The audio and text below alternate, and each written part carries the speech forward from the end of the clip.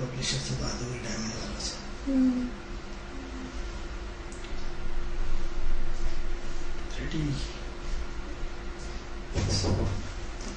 नमस्कार, किस्मत सवारी में आपका स्वागत है। मैं हूं आपकी होस्ट एंड दोस्त खुशबू जैन। दोस्तों, जैसे कि आप सभी जानते हैं कि किस्मत सवारी में हम आपको बताते हैं कि कैसी रहेगी आपकी किस्मत, क्या कहते हैं आपके तारे, कैसे हैं आपके सितारे। जानते हैं आनंद जी से कि आपकी किस्मत का भविष्य क्या कहता है। आनंद जी, हम बात कर रहे थे। नमस्ते आनंद जी। नमस्कार खुशबू जी, नमस्कार दर्शकों। आनंद जी, हम बात कर रहे थे ज्योतिष में उच्च शिक्षा की। तो उच्च शिक्षा की बात चल रही थी, तो आपने बताया था कि सूर्य का क्या प्रभाव रहता है उच्च शिक्षा प्राप्त करने में। जी देखिए मित्रों, चर्चा चल रही थी सूर्य की। हमने आपको प्रथम पंक्ति में सूर्य की ए ग्रेड मिला है कि सूर्य सबसे पहले यदि राहु के साथ कनेक्टेड हो जाता है तो राजनेता बनाता है। सूर्य के साथ मिलकर शुक्र के साथ जुड़ जाता है तो क्या बना देता है, व्यक्ति को प्रशासनिक बना देता है। सूर्य के साथ और बुध के साथ यदि जुड़ जाए तो बुध क्या है, व्यापारी है, तो क्या है, उद्योगपति बना देता है।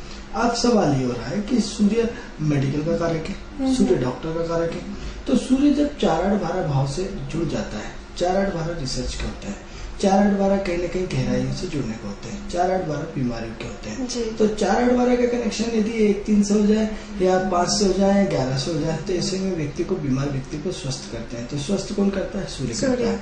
निरोगी कौन करता है, सूर्य करता है। तो क्या है कि निरोगी काया किसके माध्यम से मिलती है, सूर्य के माध्यम से। तो सूर्य क्या करता है, डॉक्टर है। अब डॉक्टर के साथ साथ बात यहाँ खत्म नहीं हो जाती मित्रों। सूर्य जो मशीनरी की बात करते हैं, तो सूर्य जो एक्सरे मशीन है, क्या करता है, आपकी बॉडी का एक्सरे कर देता है, पूरा का पूरा वो बता देता है। तो एक्सरे मशीन की यदि हम बात करेंगे तो वो भी सूर्य से ही जुड़ती है। अब इसके बाद वेल्डिंग है। वेल्डिंग क्या करता है, सूर्य आग यदि किसी को क्या मजबूत बनाती है, दो रिश्तों को मजबूत बनाती है, तो सूर्य क्या करता है, वेल्डिंग भी बनाता है। तो ऐसे अनेक चीजें हैं जिसके माध्यम से सूर्य का पूरा जीवन हमारा संचालित होता है। अब मित्रों, महत्वपूर्ण चीज ये कि सूर्य की बलवान पोजीशन कैसे होगी और किस तरह होगी। अब क्या होता है कि यदि आपने पूर्व जन्म में पाप किए या फिर अपने माता पिता को इस जन्म में आपने असंतुष्ट किया है या आपने बड़ों को दुख दिया है, तो मित्रों यदि पिता का या बड़ों का या कोई अभिशाप होता है तो उसमें क्या होता है कि सूर्य और राहु का एक साथ मिलन हो जाता है। कुंडली में सूर्य और केतु की एक दूसरे की दृष्टि हो या एक दूसरे का आपसी संबंध हो।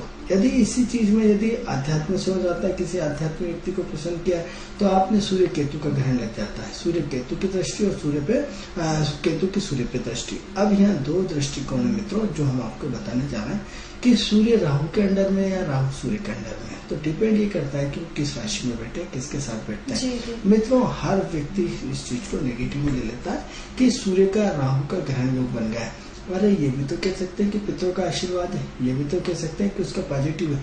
यदि जीवन में देखा जाए तो नेगेटिव यदि हम इनको राहु और सूर्य का ग्रहण योग बता रहे हैं, यदि सूर्य और केतु का ग्रहण योग बना रहा है, नेगेटिव बता रहा है, तो पॉजिटिव भी तो यही ग्रहण बनाता है, जीवन में उन्नति तो यही देता है, अनएक्सपेक्टेड लाभ भी तो ये देता है, ऊंचाई कुछ जीने का, छूने का मौका भी तो ये देता है। तो हम किस कंडीशन में उसको अच्छा माने और किस कंडीशन में बुरा माने। तो मित्रों, जब सम राशियां होती हैं, सम राशि क्या भावनाशील होती है, शन राशि क्या है कि इमोशनल्स होती है। तो यदि वो राहु एंड सूर्य का यदि सम राशियों में बैठे हैं तो काफी दुखदायी होगा, और यदि विषम राशि में बैठे हैं तो उसका तालमेल टोटल पॉजिटिव होगा और व्यक्ति को कहां से कहां उन्नति करते हुए ले जाएगा। अब सवाल ये हो रहा है कि सूर्य यहाँ बात खत्म नहीं हो जाती है। हर चीज जो छोटे से छोटा हो, अब जैसे सवाल ये हो रहा है, ये तो बड़े लेवल पे बात हो गई। एक छोटे से गांव का उदाहरण देख लीजिए। यदि गांव का सरपंच है या गांव का मुखिया है या गांव का पटेल है, तो जिस पटेल हर कोई तो नहीं बनेगा, जिसका सूर्य बलवान होगा वही बनेगा।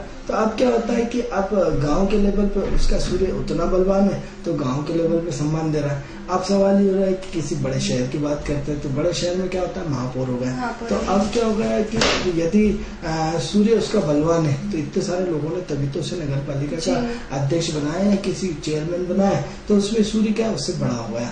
अब मान लो आप कोई विधायक बन गए, तो आपने इतने इतनी बड़ी गांव को आपने जीता है, तहसील को जीता है, तो उससे क्या है आपका सूर्य। अब पोटेंशियल हम आपको समझाना चाहते हैं कि एक छोटे लेवल से किस तरह ग्रह की पोटेंशियल बढ़ती हुई चली जा रही है। अब सवाल हो रहा है कि आप घर के मुखिया हैं, तो घर के मुखिया है और आपकी सर्वे हेड ऑफ डिपार्टमेंट है, घर के बड़े हैं, आपके पत्नी, आपके बच्चे आपका कहना मानेंगे, आप मानेंगे, इसका मतलब आपका सूर्य बलवान है, तभी तो मांगेंगे। तो अब क्या होता है, सूर्य की परसेंटेज आप अपने खुद निकालिए कि मेरा सूर्य अच्छा है या खराब है।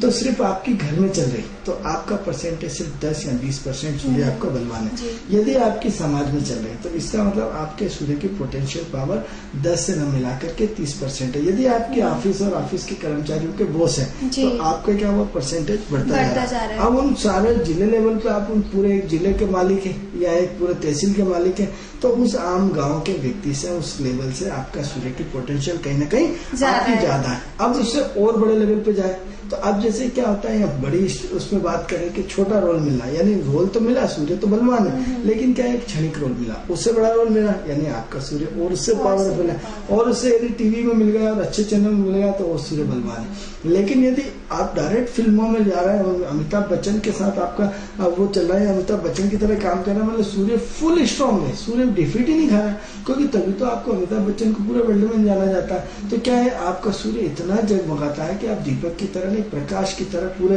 विश्व में आप छाए, वो हर जुबान पे नाम है आपका, हर व्यक्ति आपको इज्जत कर रहा, हर व्यक्ति के दिलों में आप राज कर रहे हैं। इसका मतलब सूर्य की पावर क्षमता क्या हो गई, 100 में से 100%। तो क्या है कि आपने अपनी पोटेंशियल खुद निकालना है, आपको किसी ज्योतिष के पास या किसी पंडित के पास या किसी के पास भागना नहीं है कि मेरा सूर्य कैसा है।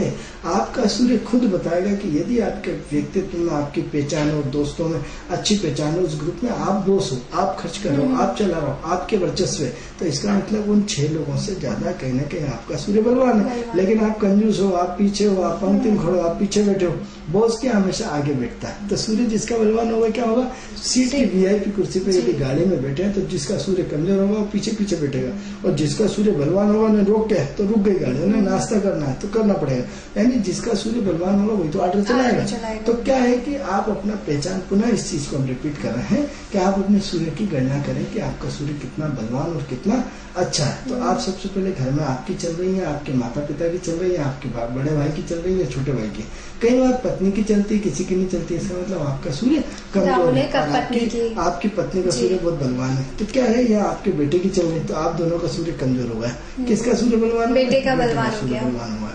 अब सवाल हो रहा है कि घर से राजनीति, समाज में निकलो कि समाज में आपका वर्चस्व क्या है। यदि आपकी क्रेडिट है, किराने की दुकान है, किसी होटल में कहीं भी जाओ, उन्हें के साथ जजना आपके पैसे कम हो गया, मतलब आपका सूर्य बहुत स्ट्रांग है। जिनका सूर्य मजबूत होता है मित्रों, और बड़ी पहचान है, उनको अजनबी क्षेत्रों में भी उधार मिल जाती है। मतलब आप किसी बड़े शहर में जाइए और वहाँ कह दीजिए यार अभी मेरे पास 100 रुपए नहीं है, उन्हें हाँ साहब आप तो दे जाना, आप तो आपके शक्ल ऐसी लगे, मतलब आपका चेहरा, आपके घर इतने स्ट्रांग होंगे। और एग्जाम्पल करना है आपको तो और एग्जाम्पल कर लीजिए कि अभी छुट्टियों का टाइम चल रहा है और अभी रिजर्वेशन की कोई गुंजाइश नहीं है। 3-3 महीने का यदि आप पेपर में पढ़ते हैं, लेकिन जिन लोगों का सूर्य, आप भले नहीं जाना हो आपको, एक बार अपना रिजर्वेशन के लिए आप तुरंत उनका रिजर्वेशन तुरंत हो जाएगा, जिनका सूर्य बलवान है। चाहे वो कहीं से भी किसी का भी कैंसिल होगा, और सारी वेटिंग खत्म होगी, आपको ठाट वाट से रिजर्वेशन मिलेगा, ये इसका प्रमाण है। और नहीं तो आप अपना रिजर्वेशन कराते रहो, यदि फुल होगा तो पहले भी करवाओगे तो भी नहीं मिलेगा, वेटिंग चलते रहेंगे। तो ये सवाल, ये सूर्य की आपको करना है।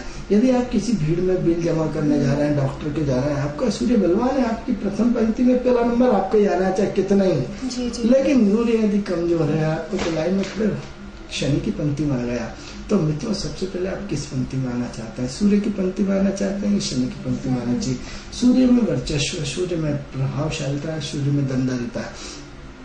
ऐसे सूर्य की उपासना क्यों नहीं करना चाहते, ऐसे सूर्य की आराधना क्यों नहीं करना चाहते, ऐसे सूर्य की रश्मि अपने जीवन में क्यों नहीं लाना चाहते हैं, ऐसे सूर्य को आप नित्य प्रतिदिन जल क्यों नहीं देना चाहते हैं। जो व्यक्ति, जो सूर्य आपको स्वस्थ रखता है, जो सूर्य आपको यश देता है, जो सूर्य आपको धन देता है, जो सूर्य आपको यह सम्मान देता है, जो सूर्य आपकी जीवन की सारी कमियों को दूर कर देता है, जो सूर्य आपको स्टेटस से जीना चाहता है सिखाता है, जो सूर्य आपको सरकार से जोड़ता है, जैसा सूर्य आपको आपकी वाणी में संयमित लाता है। सूर्य वाणी में इतना संयमित लाता है कि आप 90 तुल्य शब्दों का प्रयोग करते हैं। सूर्य आपको स्टेटस से जीना सिखाता है। सूर्य आपको अभावग्रस्त नहीं होने देता।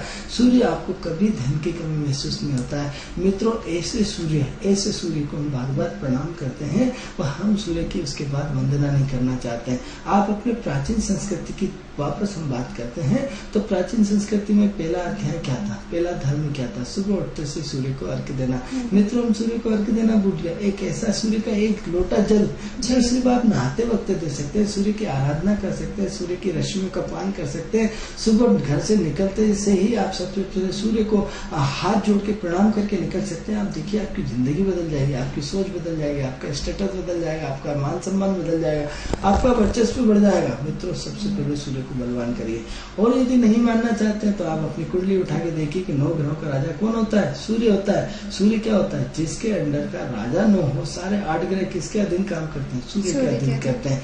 ऐसे सूर्य को हम क्या कर रहे हैं? नेग्लेक्ट कर रहे हैं। क्यों नेग्लेक्ट कर रहे हैं? कैसे नेग्लेक्ट कर रहे हैं? मित्रों, सीधा सीधा आप नेग्लेक्ट कर रहे हैं क्योंकि आप सुबह जल्दी नहीं उठते, आप सुबह लेट सोते हैं। तो जब लेट उठेंगे तो सूर्य भगवान की जो रश्मियां है वो प्रातः काल में पूर्ण अवस्था में पाई जाती है। और सूर्य भगवान सुबह सुबह एकदम बिल्कुल अपने सूर्य साक्षात भगवान के रूप में आते हैं, लेकिन उसके बाद वो चले जाते हैं। तो आनंद जी, ये तो हमने माना कि सूर्य प्रातः काल में उठते से ही सूर्य की पूजा करनी चाहिए, बट देखा जाता है कि कभी कभी ये भी होता है कि सूर्य की पूजा, वो लोग पूजा कर रहे हैं, कुछ लोग वो उग्र हो जाते हैं, उनकी जो वॉइस लेवल है वो एकदम बढ़ जाती है। घर वाले बोलते हैं तुम इतना क्यों क्रोध कर रहे हो? देखिए खुशबू जी, मैं आपको जवाब देना चाहूंगा कि जो कई बार गोचर की कंडीशन ऐसी आती है जिसमें ग्रह डिस्टर्ब होता है। जितनी भी उग्रता वाला ग्रह है वो मंगल ग्रह है। आपकी जानकारी के लिए बता दूं कि सूर्य कभी उग्रता नहीं देता, सिर्फ मंगल उग्रता देता है। आदमी की गलतफहमी, गलत सोच कुछ भी कारण बन सकती है। कोई गोचर में ऐसा ग्रह आया, ऐसी दशा आई, ऐसा अंतर दशा आई, वो विषय से हटके बात है, क्योंकि सूर्य कभी क्रोध नहीं देता।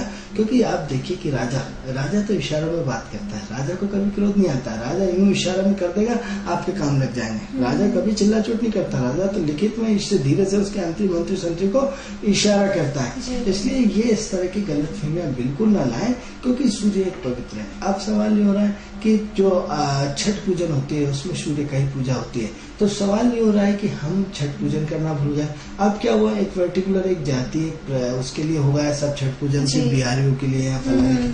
मित्रों, छठ पूजन सबके लिए होता है, क्योंकि साल में एक दिन सूर्य का पर्व आता है। उस पर्व को अच्छे ढंग से मनाना चाहिए।